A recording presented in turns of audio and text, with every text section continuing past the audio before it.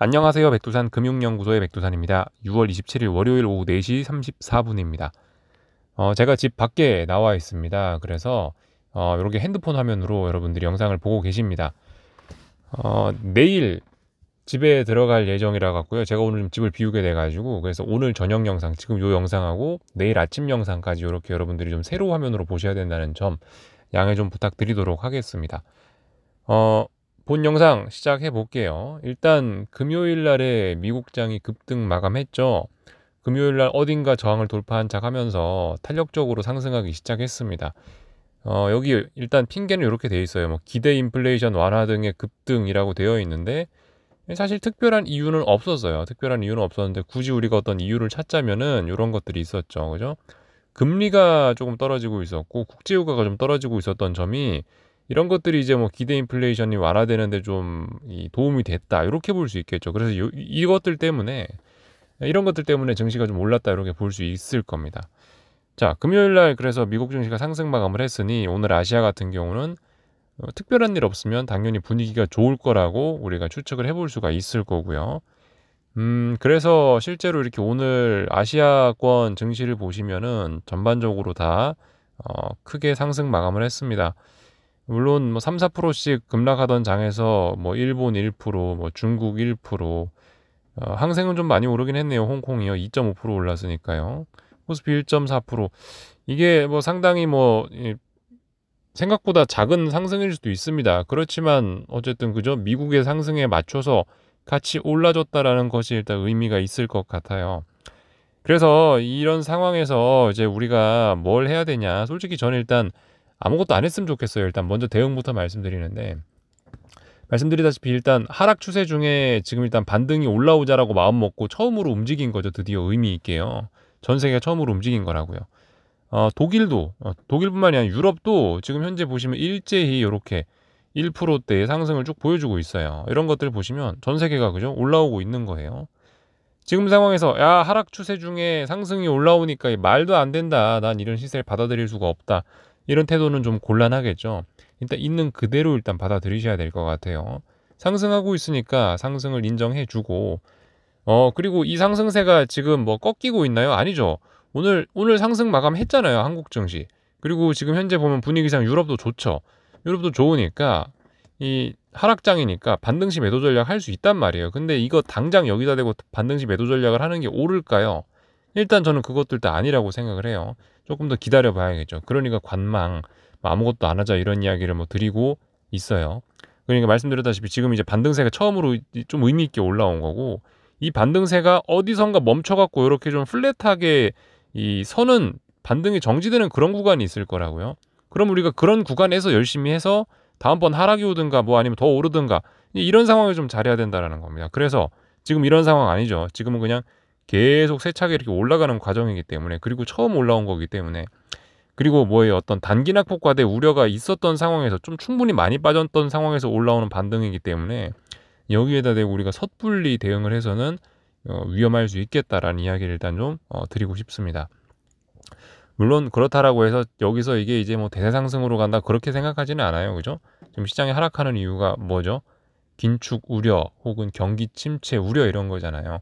이런 침체 우려들이 이게 쉽게 지금 사라질 상황이 아니고 그렇기 때문에 이 재료들이 완전히 그 시장에 다 반영되지도 않았다라고 보기 때문에 중장기적으로는 기술적인 측면으로 봐도 그렇고요. 기술적으로도 어떤 하락 에너지가 완전히 소진됐느냐 역사적으로 이 몇 개월간에 지금 뭐 1년 내내 사실 하락하고 있죠. 올해 들어서 이게 완전히 에너지가 소진됐느냐 아직 그렇게 보기도 어렵기 때문에 그래서 어떤 재료적인 측면에서 보나 기술적인 측면에서 보나 어떤 이런 그죠 증시가 다시 하락 추세로 갈 거는 일단 뭐 그렇게 보는 게 증시가 계속 하락 추세로 갈 것 같다는 게 일단 합리적인 뷰가 아닐까 이렇게 보고 있습니다. 그 와중에 지금 이제 반등이 올라오는 거다 이렇게 보고 있다라는 거죠. 그래서 좀 간단한 내용들을 좀 살펴봤고 오늘 한국 증시 내용 이제 기술적인 측면 조금 좀 간단하게 점검을 해볼까 하는데요. 오늘 한국 증시에서 제가 중요하게 말씀드렸던 자리가 어디죠? 315였습니다. 315요. 대충 그을게요. 대충 315 정도 되는 자리가 있는데 이 자리 돌파한 착에서 종가가 316이 됐습니다. 그죠? 316.6이 됐으니까 이제 어디까지 오를 수 있는 거죠, 이제? 지난번에 말씀드렸던 321 정도 부근까지 오를 수 있다라 말씀드렸습니다. 대략적으로 이 자리요. 이 자리까지는 일단 상승 목표치가 열렸고 오를 수도 있는 거예요. 그죠? 그러니까 뭐다? 여기다 대고 이게 이제 이런 반등이 말도 안 된다 그게 아니고 있는 그대로 받아들이셔서 더 올라올 수 있다라고 일단 봐주자고요. 그래서 제 입장에선 그래요. 일단 저는 중장기적인 어떤 이런 하락 추세를 보고 있는 입장인데 그런 입장에서 저는 최근에 이 단기 낙폭과 이 시세가 약간 좀 부담스럽긴 했어요. 제가 하락 포지션 들고 있음에도 불구하고 이렇게 가면 하락 에너지가 많이 소진될 텐데 라는 생각이 좀 하긴 했거든요. 추가로 시장이 더 폭락하더라도 이 자리는 한 번쯤 반등이 나와야 되는 자리인데라고 생각을 하고 있었는데 일단 시장이 이렇게 반등을 해주니 그리고 좀 의미 있는 반등이긴 하죠. 왜 의미 있는 반등이냐? 요렇게 고점과 고점을 연결한 선을 돌파한착했으니까 의미 있는 반등이긴 하잖아요. 이런 게 올라왔으니까 개인적으로는 일단 좀 마음이 후련한 측면도 있긴 있습니다. 아, 드디어 반등 나왔네. 차라리 이래야 여러분들이나 저나 대응하기가 쉽지, 시장을 읽기가 쉽지 라는 생각이에요. 그래서 아무튼 참 아까 전에 그 얘기도 안 드렸는데 참 반등이 올라오고 있다고 해서 우리가 만약에 기존 중장기적으로 이렇게 하락 포지션을 들고 계신 분들이 이런 자리에서 청산을 하느냐, 솔직히 전 그것도 좀 안 해보셨으면 좋겠어요. 말씀드렸다시피 계속 수익을 누적시키는 습관. 맨날 우리 손해 누적시키기 쉽잖아요. 손해는 뭐 마이너스 1%, 마이너스 2% 버티다가 마이너스 반토막그죠. 흔히 겪는 일이잖아요. 근데 상승은 어때요? 수익은 우리가 2% 이상 누적시키기 상당히 어렵습니다. 2%만 넘어가도 우리 가슴이 뛰고 야, 이거 당장 저 금액이라도 팔아서 수익 실현시켜 버려야 되는 게 아닌가 생각을 하는데, 그죠? 사실 그래요. 어쨌든 저는 평가액은 전부 게임 끝나기 전까지, 팔기 전까지 전부 사이버 평가액이라, 사이버머니라 생각하고 쳐다보지 않고 의미를 안 두는데, 아무튼 그죠. 최근에 이 사이버 평가액이 좀 많이 늘어났단 말이에요. 기분 좋으실 수 있는데 최근에 반등 나오니까 기분 안 좋죠. 안 좋을 수 있단 말이에요. 근데 그럼에도 불구하고 큰 추세만 생각하면 아래쪽으로 일단 계속 갈 가능성이 높으니 이거 올라오는 거 일단 감내하고 우리 일단 한번 포지션 계속 들고 가보자. 이런 이야기 좀 드리고 싶습니다. 기존 보유자분들 이야기고 현금 들고 계신 분들은 어쨌든 어디까지 올라올 수 있다? 일단 여기 어디 저항까지 올라올 수 있다 생각해놓고 지켜보시면 되겠죠. 기회를 노려보시면 되겠죠. 그래서 일단 좀 탄력적으로 더 올라올 수 있다라고 보고요. 근데 조금 큰 그림상에서 보면은 말씀드렸다시피 321 그리고 300이란 자리예요. 제가 보는 박스권이 대략적으로 요 자리입니다. 이 자리가 지난번에 아주 무거운 매물대였기 때문에 여기 부근에서 지금 코스피는 시원하게 함부로 방향성을 주지 않고 여기서 좀 왔다 갔다 좀 많이 할 것 같다라는 생각이 들어요.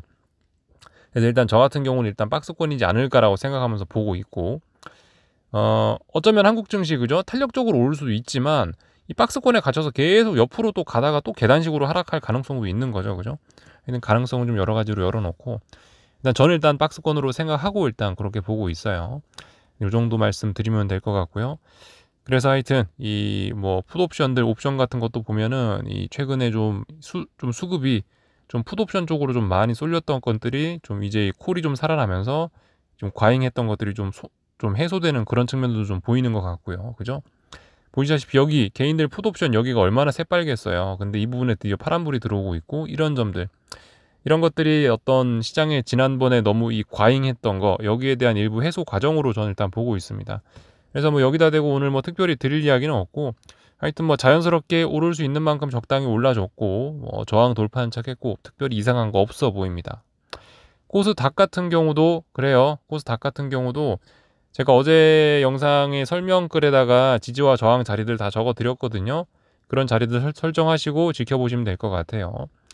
이 코스닥 같은 경우는 최근에 낙폭이 엄청나게 강했죠. 더군다나 그랬기 때문에 반등도 이번에 조금 좀 탄력적으로 더 올라올 수 있지 않을까 싶긴 합니다. 그러니까 통상적으로 뭐예요? 이게 많이 빠지면 빠질수록 반등도 강하게 올라올 수 있는 그런 여지도 있긴 있거든요. 우리가 스프링 생각하면 되죠. 스프링을 많이 누르면 많이 누를수록 위로 많이 튀어오를 수도 있다. 이런 개념으로 보고 있긴 한데 아무튼 이것도 저항 같은 거 어디 있는지 체크하시고 그냥 가볍게 일단 지켜보시면 될 것 같습니다. 말씀드렸다시피 어디까지 올라오고 언제까지 올라오냐 이런 거 우리가 알 수가 없어요. 그렇기 때문에 일단 올라오는구나 그러면 올라온다고 인정해주고 가만히 지켜보면 되겠죠. 어딘가 반등이 멈추는 순간까지 기다려 보자고요. 이 정도 이야기 드렸고, 삼성전자 같은 경우는 근데 생각보다 좀 많이 좀 약한 것 같긴 합니다. 확실히 삼성전자가 좀 힘이 좀 많이 빠졌다는 느낌을 좀 받아요. 오늘 저항 어디 확인했습니까? 6만 원 확인했습니다. 이 6만 원 빨리 넘어가지 못하면 이렇게 또 박스권 갇힐 수도 있겠죠. 요 안에서 박스권 이렇게 갇힐 수도 있겠죠. 삼성전자는 이제 6만 원 넘어가야 이제 조금 좀 진짜 의미 있는 큰 반등 나올 수 있을 거예요. 근데 6만 원 싸움 우리 잘 보자고요. 이 정도 말씀드리면 사실 삼성전자 특별히 할 말은 없는 것 같습니다. 원달러 환율 같은 경우는 요건 정확하게 하면 또 원달러 환율이 아니죠. 잠깐만요. 환율 환율 여기 어디서 봤는데? 에잇. 환율 같은 경우 그냥 일단 네, 그냥 요걸로 보면서 이야기할게요. 환율 같은 경우도 지금 조정 나오고 있어요. 근데 제가 알기로 일단 1280권이 좀 어떤 중요한 지지선 자리였거든요. 근데 일단 오늘 그 자리를 살짝 깨긴 깼어요. 근데 뭐 그렇다라고 해서 이게 뭐 계속 아래쪽으로 갈 거냐? 일단 그렇게 보지는 않아요. 왜냐? 여기 정고점인데 정고점을 시원하게 많이 높여놓은 상태에서 지금 이 피로감 때문에 지금 이 하락이 나오고 조정이 나오는 거기 때문에 뭐 추세가 죽는다 당연히 이런 건 아니고 일단 건전한 조정으로 보고 있고요. 여러분들이 환율에서 잘 보셔야 될 건 1289원 자리입니다. 그 자리를 지난 몇 거래일 동안 잘 넘어갔고 오늘 다시 붕괴시키긴 했으나 뭐 아래 꼬리도 좀 달리고 하고 있으니까 하여튼 이 89원 자리 싸움 잘 보시면 될 것 같아요. 다시 얘가 시원하게 갈 거면 다시 원달러 환율이 시원하게 위로 갈 거면 1289원 돌파 안착하는 모습이 반드시 나타날 겁니다. 그래서 뭐 얘 같은 경우도 오늘 증시 오르고 있으니까 원달러 환율 조정 나오는 거 일단 자연스러운 모습이에요. 그래서 뭐 특별히 다른 거는 점검할 거 없는 것 같고요. 요 정도 살펴보면 될 것 같고 오늘 밤 미국 증시 똑같습니다. 뭐 특별한 이슈가 없어요. 참고로 이제 오늘 밤에 뭐가 있냐라고 물어보시면은 요런 것들이 있기는 합니다. 오늘 밤 이게 이 중요한 경제 이벤트 나오는 건데 요거만 잘 보시면 될 것 같아요. 라가르드 연설이 있습니다. 라가르드 연설이 당장 이 미국 증시에 영향을 어떻게 미칠지는 모르겠으나 이건 달러 인덱스나 금리에는 좀 영향을 미칠 수 있겠죠. 그래서 라가르드가 연설을 했다 그러면 뭐라고 하시는지 들어보시고 유로존이 긴축을 세게 할 거다 그러면 달러가 좀 약세로 전환될 가능성도 있습니다. 근데 그 와중에도 금리는 좀 올라갈 가능성이 있고 그래서 하여튼 유로존 재료는 좀 해석에 있어서 좀 제한적으로 해석하긴 해야 될 거예요. 이 보통 미국의 긴축하면은 달러 강세, 금리 강세 이러는데 이 유로존 긴축 같은 경우는 달러와 이 금리가 따로따로 반응할 가능성도 있으니까 아무튼 이 따로따로 보자고요. 라가르드 연설이 그나마 어떤 시장을 좀 들었다 놨다 할 수 있는 재료고 나머지는 오늘 특별한 거 없는 그런 모습입니다. 그래서 오늘 특별한 재료 없는 가운데 그 빡빡하게 이제 그 지지와 저항 피 터지는 싸움을 하겠죠. 예, 미국 나스닥과 S&P 둘 다요. 말씀드렸던 그 저항 자리들 그런 것들 잘 생각하셨으면 좋겠어요. 뭐 대략적으로 뭐 12,000 이게 얼마였죠? 밖에 나와 있어가지고 12,500 정도, 12,550 뭐 요런 자리들 말씀드렸죠. 더 오를 수 있는 거예요. 지금 나스닥 같은 경우도요. 제가 어제 올렸던 영상들에서 지지와 저항 자리 참고하셨으면 좋겠고 하여튼 그죠? 더 오를 수 있다라고 가능성 열어놓고 보셔야 되는 겁니다. S&P 같은 경우도 더 오를 수 있다라고 놓고 보셔야 되는 거고요. 당연히 빅스 같은 경우 어떻게 됩니까? 빅스 같은 경우 아래쪽으로 좀 잘 내려오고 있는 거예요. 이거 더 내려오는 거예요. 여기서 위쪽으로 베팅하기는 아직까지 어렵죠. 더 오를 수 있다. 더 떨어질 수 있다라고 보는 게 자연스럽습니다. 오늘 밤에 그래서 뭐 특별한 거 없는 가운데 뭐 미국 증시 그죠? 빡빡하게 지지와 저항 싸움 테스트 할 거고 뭐 증시가 중요한 게 아니고 제 생각에는 이 증시 주변 요소들 오늘 잊지 않고 또 계속 봐주셔야 될 것 같아요. 그죠? 뭐 봐야 되나요?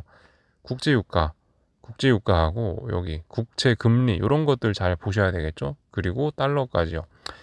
지난주에 이제 미국 증시가 반등을 하기로 마음 먹었는데 이 반등을 하기로 마음 먹었던 데 힘을 크게 보태준 게 이 금리하고 유가가 하락했다는 거 때문이잖아요. 근데 만약에 이 지금 보시다시피 지금 보시는 이 화면처럼 지금처럼 이렇게 달러가 올라가고 금리가 올라가고 있으면은 증시에 다시 악영향을 미칠 수도 있습니다. 이런 점들 좀 고려해 보셔야겠죠. 국제유가까지만 좀 볼까 하는데요. 국제유가 만약에 이대로 마감이 되게 된다면 어떻게 돼요? 104달러짜리 지지력은 충분히 확인된 거고 이제 108달러 이제 돌파 한착을 눈앞에 두게 되는 거죠. 말씀드렸다시피 108달러가 돌파 한착 되면은 정말 이거는 이제 시너지 효과 커질 수 있어요.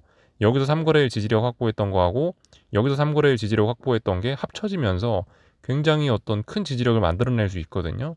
오늘 밤 제 생각에 지금 이런 분위기면 108달러 돌파 한착을 108달러 저항 테스트를 하게 되겠네요. 그죠? 이런 점들 살펴보시면 되겠습니다. 금리 같은 경우는 제가 말씀드렸던 그 라인들 있죠. 그런 자리들 보시면 되겠고요. 하여튼 그래요. 이런 상황입니다. 그래서 밖에 나와 있어갖고 지금 이제 좀 진행이 좀 매끄럽지 않을 수 있는데 양해 좀 부탁드리고요. 또 오늘은 뭐 간단하게 여기 정도까지만 좀 점검을 해봤습니다. 여유를 좀 가지셔야 될 것 같아요. 그죠? 기다리던 반등이 올라오고 있으니까 야, 반등 올라왔다고 바로 내가 뭘 한다라기보다는 조금 여유 있게 움직여 주셨으면 좋지 않을까 싶습니다. 여기까지 하겠습니다. 궁금한 거 리플 남겨주시고 내일 아침에 뵙도록 하겠습니다. 여기서 마치겠습니다.